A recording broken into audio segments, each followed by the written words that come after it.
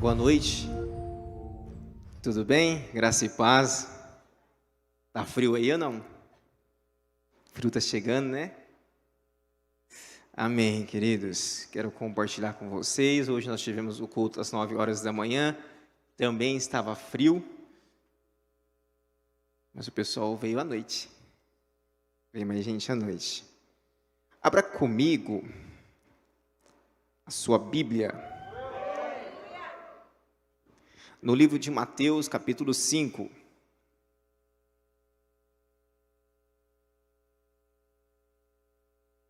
Mateus, capítulo 5, a partir do versículo 13. 5:13.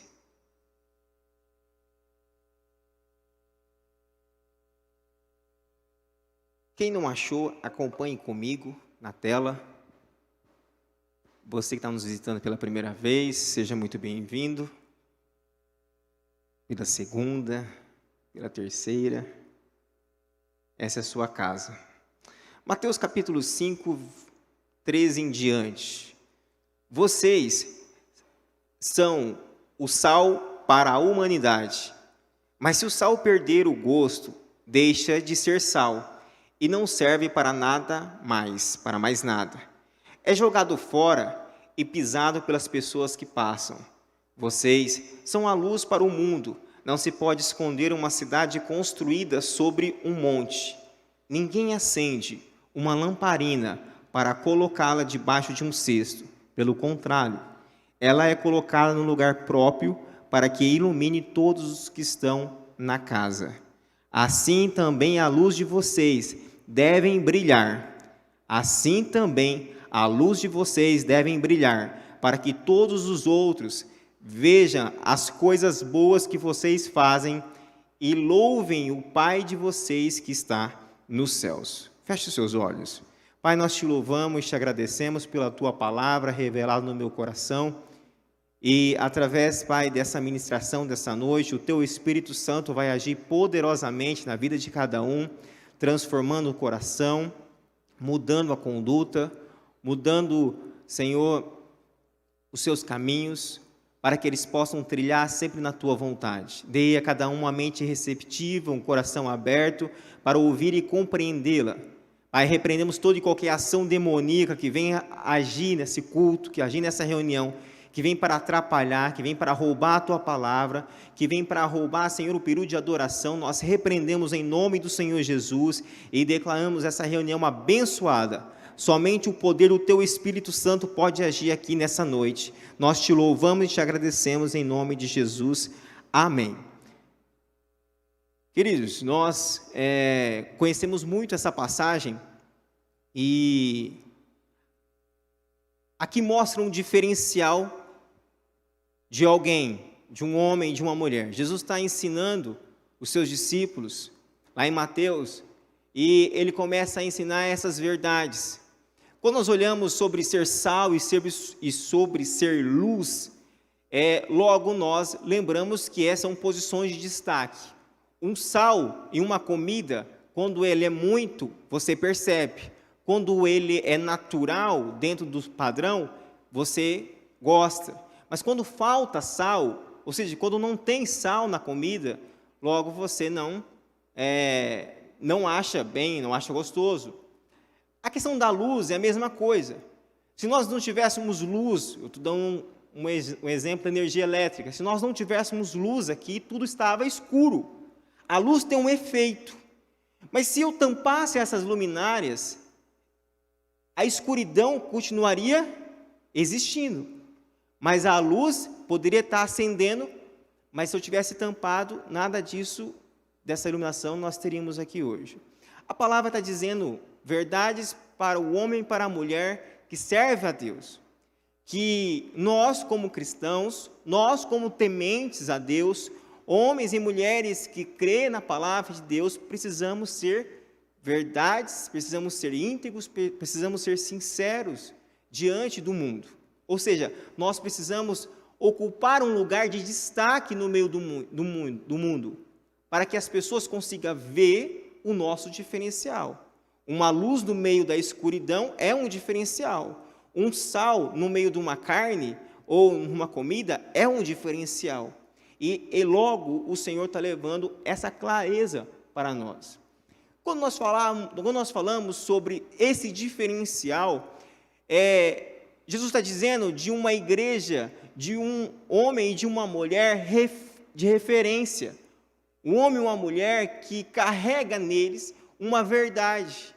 E eu atribuí isso a um homem e uma mulher relevante, um cristão relevante que carrega a verdade, que carrega o ensino, e isso é nítido onde ele for.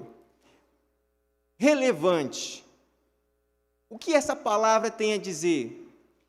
O significado de relevante no dicionário é alguém que tem valor, alguém que tem relevância, pertinência, algo preciso e indispensável, que se distingue ou se destaca em relação aos demais. Alguém que se destaca em relação aos demais, como uma lâmpada, como um sal, é o diferencial que Cristo quer para a igreja. Hoje, pensando em tudo isso, eu trouxe uma mensagem em que eu comecei a escrever essa semana sobre seja relevante. O que é ser relevante em um tempo de tanta irreverência, um tempo em tanto desacordo, de tanta corrupção que existe, se destacar com integridade, com verdade, com a luz do Evangelho, no meio de uma igreja, de igrejas do cristianismo hoje aplicado, que passam dias após dia expondo mentiras, vergonhas. O Evangelho nunca foi tão banalizado em algumas denominações. A gente olha para o Evangelho e a gente vê como que as coisas saem fora do lugar ao longo dos anos. Como que as pessoas fazem formas e meios de adaptar o Evangelho conforme a nossa conduta. Com isso, consegue atrair pessoas, consegue atrair gente, e a igreja está cheia. Um dia eu ministrei na juventude e disse, olha, se um dia nós liberarmos cerveja, nós liberarmos festa, nós liberarmos tudo aqui, eu vou encher. Porque isso o mundo já faz. E aí o mundo vai me dizer, olha, mas por que eu tenho que ir na sua igreja, que é tão livre, sendo que no mundo também tem isso? Então vem você para cá. Ao invés de eu ir para a sua igreja, vem você para a minha, para o mundão. E a gente se pergunta todos os dias, o que é que eu preciso ser? O que é que eu preciso fazer para ser relevante? O que é que eu preciso ser para ser destaque na minha família? Eu li aqui, a última coisa que eu li, relevante, que destaca em relação aos demais. Se existe pecado, você é luz. Se existe sujeira, corrupção, você entra com a integridade, você entra com a verdade. No ambiente de trabalho, na sua família, lá você é diferencial.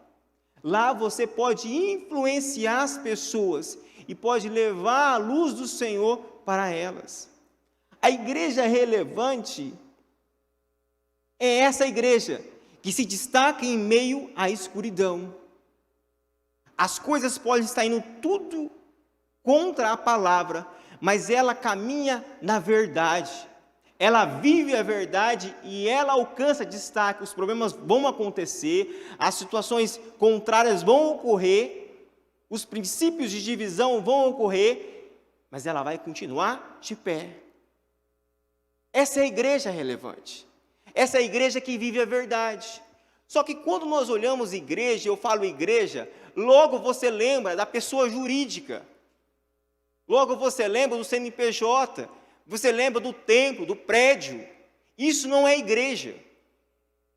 Igreja é você e eu. Somos nós que somos igreja. Nós somos o corpo de Cristo. Cada pessoa forma a igreja. Jesus está chamando a atenção para essa igreja. Não a igreja de 4 paredes. Não a igreja de alvenaria, mas a igreja, eu e você. Uma igreja relevante, como essa, Igreja Batista para as Nações, é feita de pessoas relevantes. é feito de cristãos relevantes. Esse é o nível em que você e eu precisamos entender.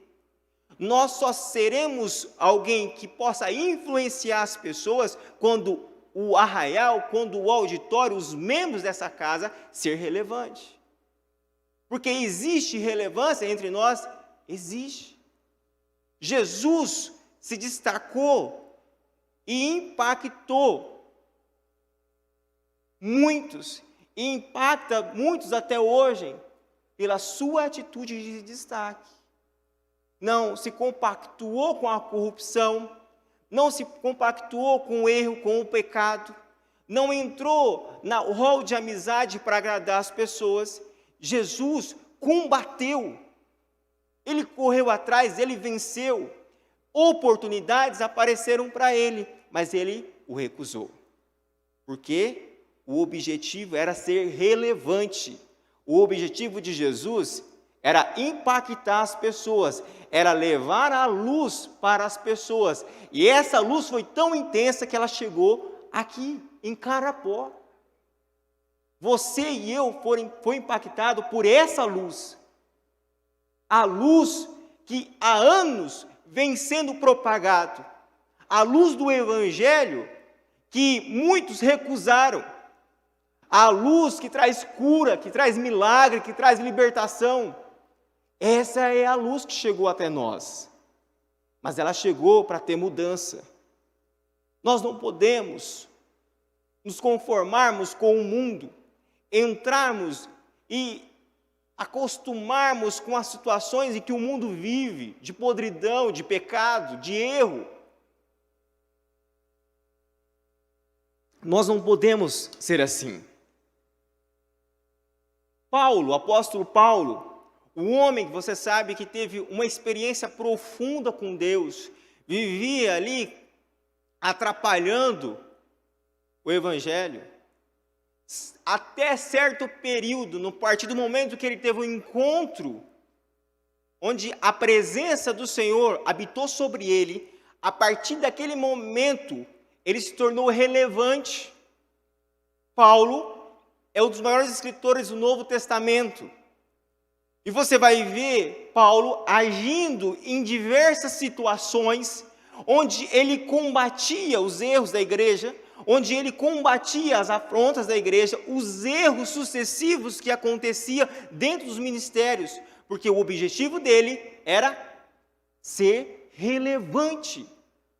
Amados, se nós não entendemos o poder de ser relevante na nossa família, na nossa casa, nós estamos perdendo tempo. Porque o Senhor está nos chamando para ser sal e luz, ser verdade. É interessante que algumas igrejas e algumas situações na Bíblia, vocês vão ver, mas eu quero destacar um, que virtude do tempo, Paulo, ele recebe a igreja de Corinto, a cidade de Corinto, a igreja fundada em torno de 50 anos, mais ou menos, depois de Cristo. Olha só, depois de Cristo. Paulo já estava, eu acho que na segunda viagem missionária. Ele recebe uma informação. Não me lembro o nome de quem mandou a informação, mas ele recebe uma informação dizendo que a igreja de Corinto estava tendo atitudes pecaminosas. Uma igreja que ele tinha plantado em torno de 5 anos atrás. Uma igreja nova, um ministério novo, um povo que tinha sido batizado por ele, que ele correu atrás, que ele investiu. E o povo estava servindo. Só que chegou ao ouvido de Paulo que a igreja não estava mais alinhada como ele deixou. A cidade de Corinto era uma cidade depravada. Era uma cidade cheia de imoralidade sexual. Era uma cidade de pessoas embriagadas. Era uma cidade onde as desculpas para servir a Deus eram muitas. Esse povo que morava nessa cidade é o mesmo povo que estava na igreja. Eles, teoricamente, se converteram a esse evangelho. Mas a carta, a informação que chega a Paulo, e Paulo discorre sobre esse assunto a partir do capítulo 1, ele mostra os detalhes de uma igreja e ele confronta essa igreja. A igreja já estava em vários erros sucessivos de imoralidade dentro da igreja. A igreja estava sendo omissa diante das situações de adultério, situações de corrupção, tantas outras coisas estavam acontecendo dentro da igreja e as pessoas estavam deixando para lá, não estavam resolvendo. E Paulo escreve à igreja, já 56 anos depois de Cristo. E ele escreve à igreja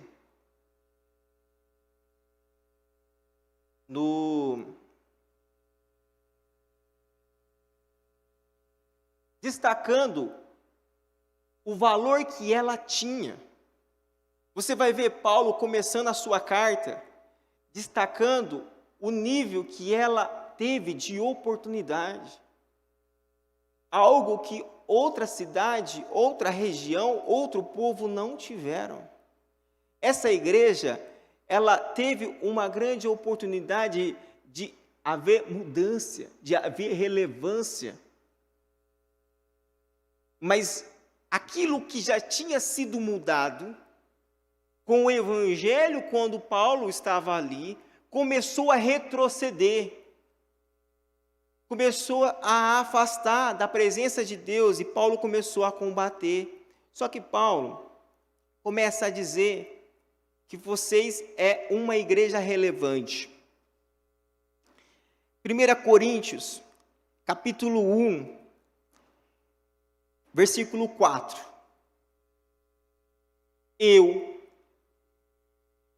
sempre agradeço ao meu Deus por causa da graça que Ele tem dado a vocês por meio de Cristo Jesus.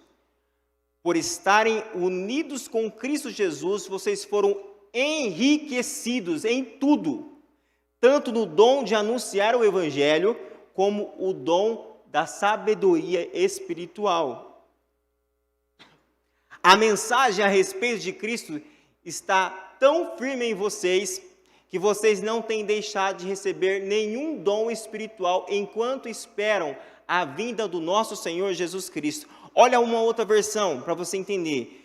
Toda vez, Paulo não começa advertindo, Paulo destaca o nível de bênção que eles tinham na mão, a riqueza que eles tinham na mão, o poder atribuído a eles. Paulo destaca a partir do versículo 4, na minha versão. Toda vez que penso em vocês, eu faço com frequência. Agradeço a Deus pela vida que levam, com livre acesso a Ele, concedido por Jesus. Eles tiveram algo que ninguém teve, uma oportunidade que ninguém teve. Talvez, amados, o meu avô, o seu pai não teve a oportunidade de estar numa igreja, mas você teve. Talvez eles não tiveram, um parente seu não tiveram a oportunidade de ouvir o Evangelho, mas você teve. Essa igreja ouviu o Evangelho, mas não estava sabendo aproveitar, porque as ações que já tinham sido vencidas, estava voltando para dentro da igreja. Tinha divisão porque achavam que os que Paulo batizou eram melhor do que o que Apolo batizou. Apolo foi o substituto de Paulo. E começou a ter divisões e divisões dentro da igreja, problemas dentro da igreja, e eles não tinham maturidade para resolver. Paulo, nos próximos versículos, ele vai dizer: vocês estão levando o seu irmão no juiz. Vocês estão envergonhando o Evangelho, vocês estão sujando a casa. Estou parafraseando para você entender. Vocês estão atrapalhando a propagação do Evangelho. Vocês foram colocados para evangelizar. Vocês foram colocados para levar o Evangelho adiante e vocês não estão fazendo. Estão sendo irresponsáveis. Isso Paulo está combatendo. Vocês estão sendo péssimos servos. Te dei tesouros e você está escondendo. Atribuí a você qualidades, dons, e vocês estão fazendo isso porque vocês não têm maturidade. Paulo está combatendo. Paulo está alinhando a igreja para viver um novo. Como que nós vamos impactar as pessoas? Como? Isso que Paulo está dizendo, como que eu vou levar se vocês não conseguem resolver uma discussão entre um irmão e entre o outro? Precisam ir no juiz para resolver, precisam expor, porque não era, a Bíblia diz que não era só a igreja que ficava sabendo, a cidade inteira ficava sabendo, era um escândalo. Os problemas eram constantes na igreja, e eles não tinham maturidade, porque não tinham experiência.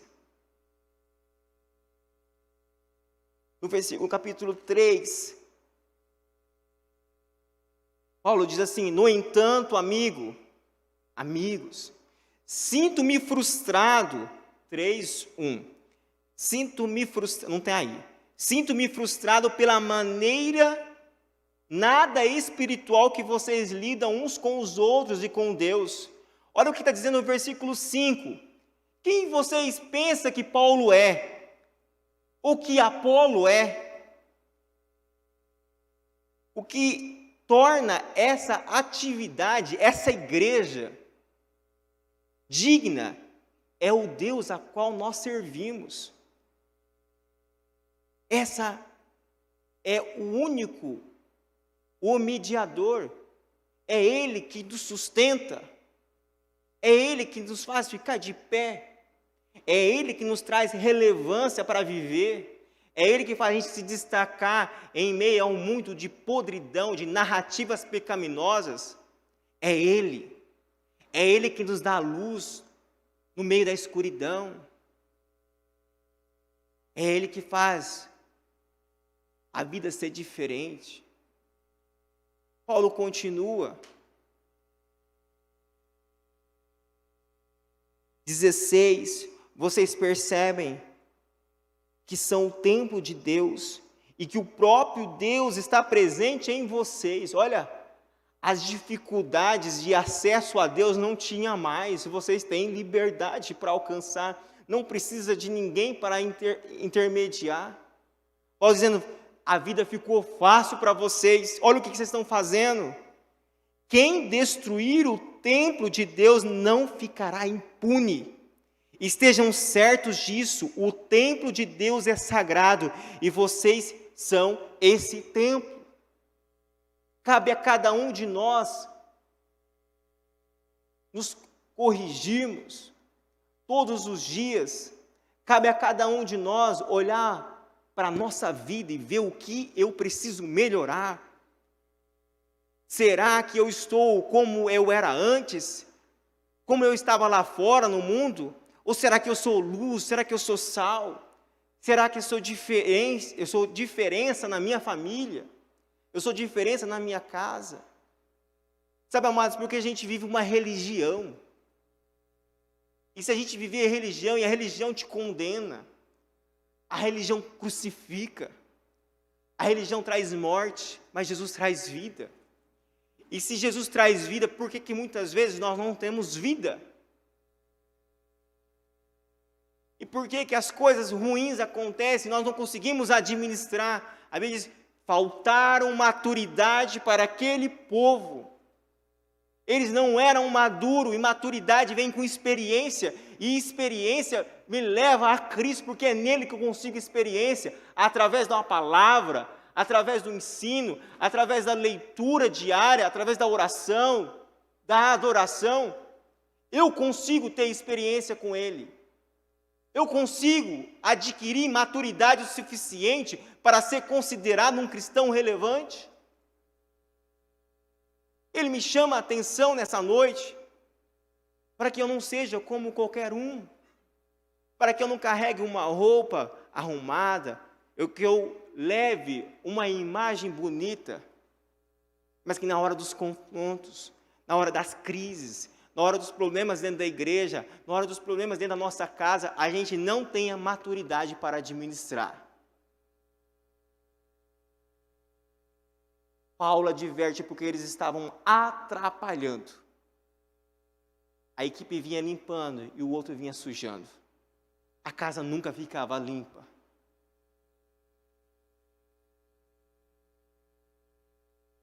Lembra quem morreu por vocês?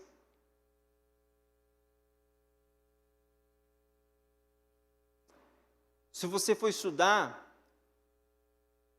aquele povo era um povo arrogante, soberbo. A pior coisa é você falar com gente arrogante. A pior coisa é você falar com gente soberba que não baixa a bola. E arrota na sua cara. É difícil. Esse povo era desse jeito e não aceitava. Amados, eu só vou ser relevante o dia que eu for humilde. Eu só vou ser relevante, a minha igreja só vai ser relevante o dia que os membros forem humildes. Deus está chamando a gente para uma humildade. E eu me enquadro nisso.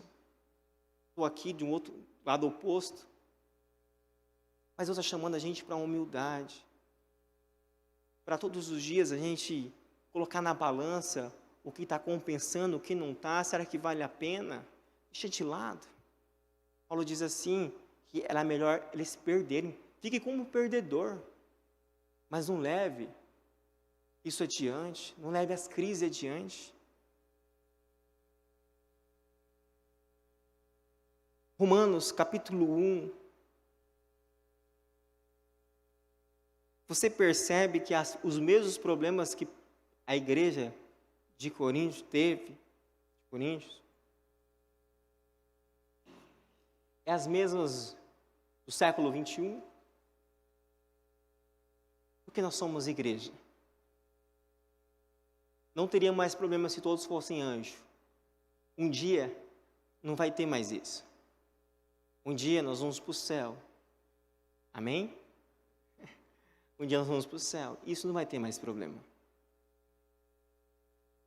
Os desgastes não vai ter mais. Aí sim, o meu descanso será lá. E o seu também.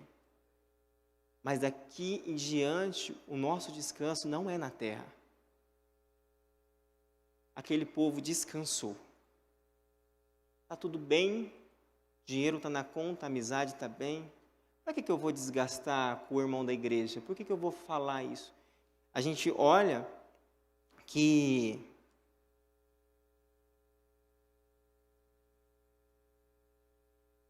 Paulo foi avisado por uma família, eu não lembro o nome. Chloe. Família de fofoqueiro, né? Foi avisar o homem lá, meu Deus do céu. Mas sabe o que essa família é? Não foi omissa. Eu vou avisar enquanto há tempo. Vai dar tempo ainda. E você vê que os problemas ainda continuam no mundo. E em Romanos, capítulo 18, só me acompanhe. Quero ler com vocês. Romanos 18, Romanos 1, né? A partir do 18. Diz assim, ó. Do céu revela a sua ira contra todos os pecados e todas as maldades das pessoas que, por meio das suas más ações, não deixa que os outros conheçam a verdade a respeito deles. Deus castiga essas pessoas porque o que se pode conhecer a respeito de Deus está bem claro por elas, pois foi o próprio Deus que lhe mostrou isso. Desde que Deus criou o mundo, as suas qualidades invisíveis, isto é, o seu poder eterno e a natureza divina, têm sido vistas claramente. Os seres humanos podem ver tudo isso nas coisas que Deus tem feito e, portanto, não tem desculpa nenhuma. Eles sabem que Deus é, mas não lhe dão a glória que ele merece, e não lhe são agradecidos. Pelo contrário, os seus pensamentos se tornaram tolos e a sua mente vazia está coberta de escuridão. 22. Eles dizem que são sábios, mas são tolos. Em vez de adorarem a Deus, o Deus imortal, adoram ídolos que se parecem com os seres humanos ou com as coisas, com os pássaros, com os animais de quatro patas, ou animais que se arrastam pelo chão. Por isso Deus entregou os seres humanos aos desejos do coração deles, para fazerem coisas sujas e para terem relações vergonhosas uns com os outros. 25. Eles trocam a verdade sobre Deus pela mentira e adoram e servem as coisas que Deus criou. As coisas dessa terra. Serve as coisas e não o Criador. Em vez de adorarem e servir o próprio Criador, que deve ser louvado para sempre. Amém. 26. Por causa dessas coisas, Deus as entregou às paixões vergonhosas, pois até as mulheres trocam as relações naturais pelas que são contra a natureza, e também os homens deixam as relações naturais com as mulheres e se queimam de paixões um pelos outros.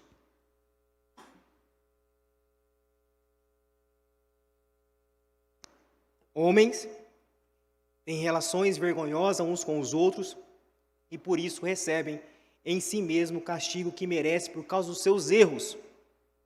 E como não querem saber do verdadeiro conhecimento a respeito de Deus, Ele entregou os seres humanos aos seus maus pensamentos, de modo que eles fazem o que não devem. Então, estão cheios de todo tipo de perversidade, maldade, ganância, ciúmes, crimes de morte, brigas, mentiras e malícia. Tem mais um pedacinho, vou terminar. Caluniam, olha só, fala mal um dos outros, têm ódio de Deus e são atrevidos, orgulhosos, vaidosos, inventam maneiras de fazer o mal, desobedecem aos pais, são imorais, não cumprem a palavra, não têm amor por ninguém e não têm pena dos outros. Eles sabem que o mandamento de Deus diz que aqueles que fazem essas coisas merecem a morte. Mesmo assim, continuam a fazê-las. Pior ainda, aprovam, validam o que as outras pessoas fazem. Um texto um pouco longo, mas para você entender, talvez passa batido isso aqui. Não tem como ser relevante. Não tem como influenciar a nossa casa.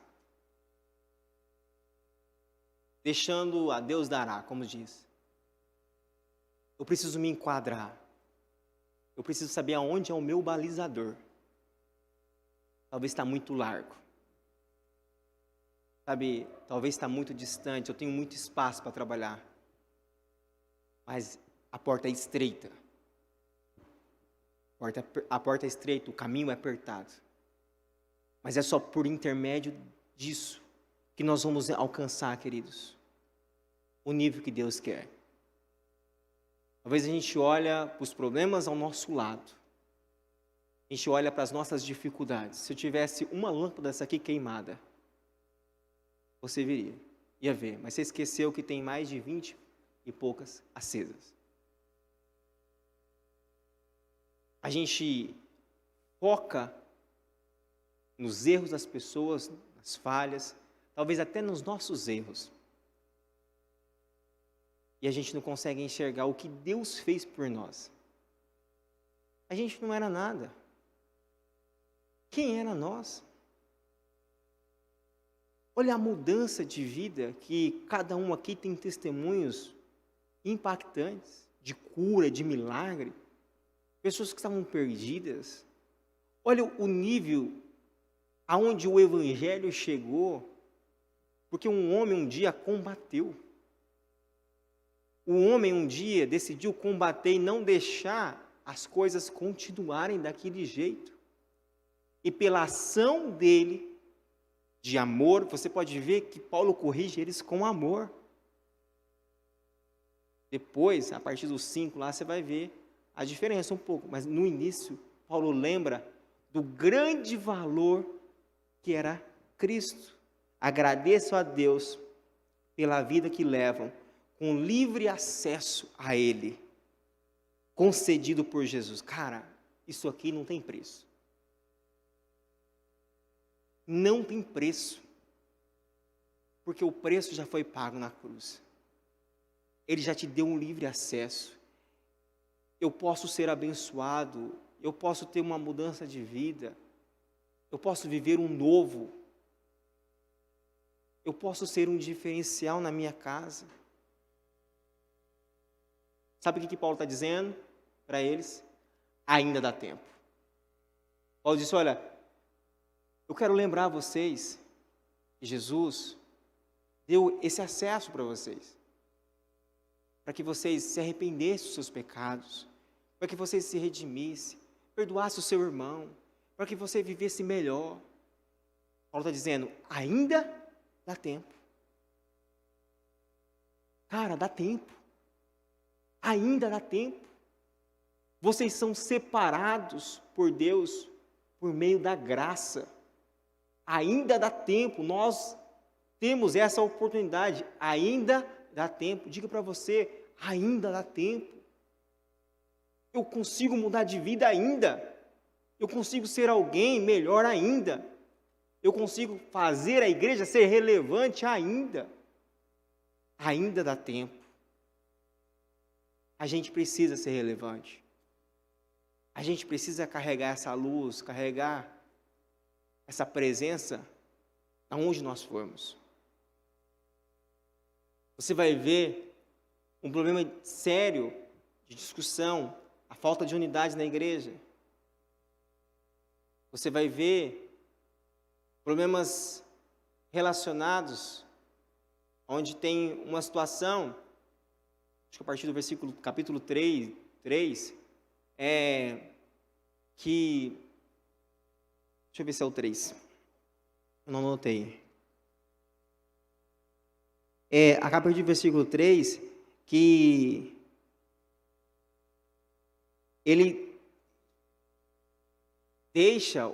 o cara deixa a relação natural para se inflamar com a madrasta, com a sua madrasta. Você vai ver situações como essa. Só não lembro o versículo, não anotei. Você vai ver essa igreja que tinha pouco mais de 5 anos de existência. Essa igreja que estava novinho ainda, o cheiro do sangue de Cristo derramado. Era diferente, queridos.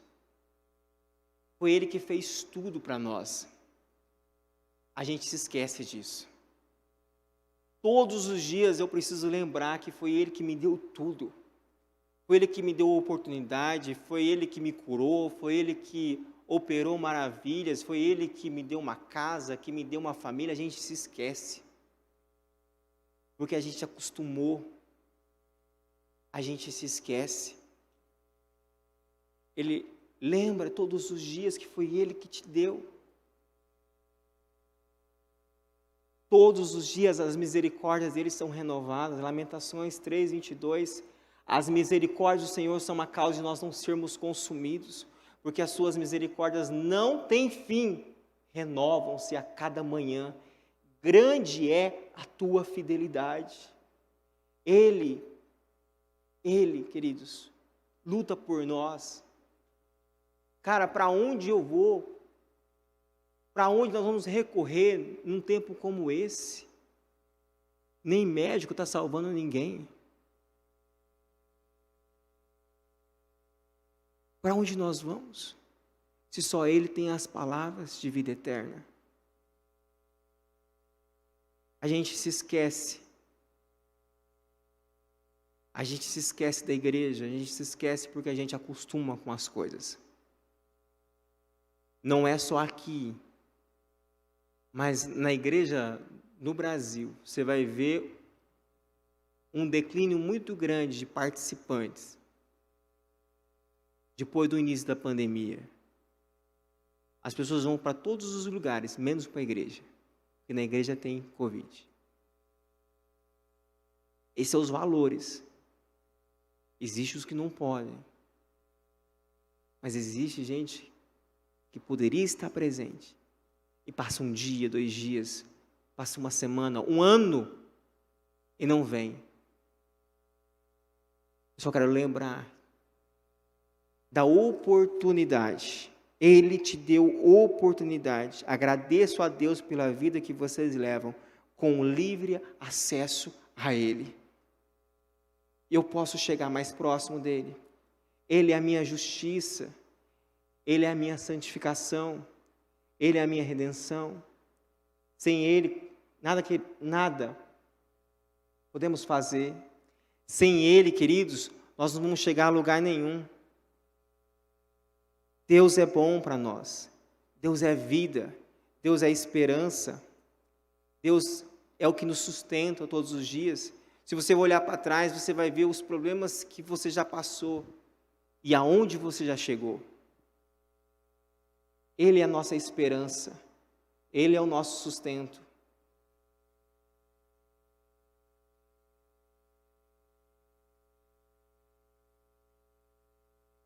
Abra comigo, não precisa abrir não, você já está aí. 1 João 2,28. Acho que eu pedi para colocar, senão. Filhinhos, agora permaneça nele para que quando ele se manifestar, tenhamos confiança e não sejamos envergonhados diante dele na sua vinda. 1 João 3,3. Todo aquele que nele tem esperança, está essa esperança, purifica-se a si mesmo, assim como ele é puro. Eu preciso me purificar todos os dias, porque só assim eu vou alcançar o nível que Deus quer. Ele nos limpou, queridos, do castigo do pecado, que é a justiça. Ele nos salvou todos os dias do poder do pecado, que é a santificação, a oportunidade que Ele deu. Mas um dia Ele vai voltar e tudo isso vai acabar. E haverá mudança na nossa vida, porque a redenção vai acontecer. Eu não vou sofrer mais, você não vai sofrer mais. Nós vamos viver um novo. Nós vamos viver o sobrenatural, porque o nosso descanso não era na terra, mas está sendo nos céus. Todos os dias, querido, nós precisamos lembrar disso.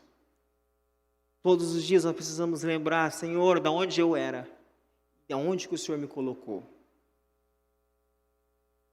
Porque senão eu caio na naturalidade do mundo. E aí eu se torno um crente como qualquer outro.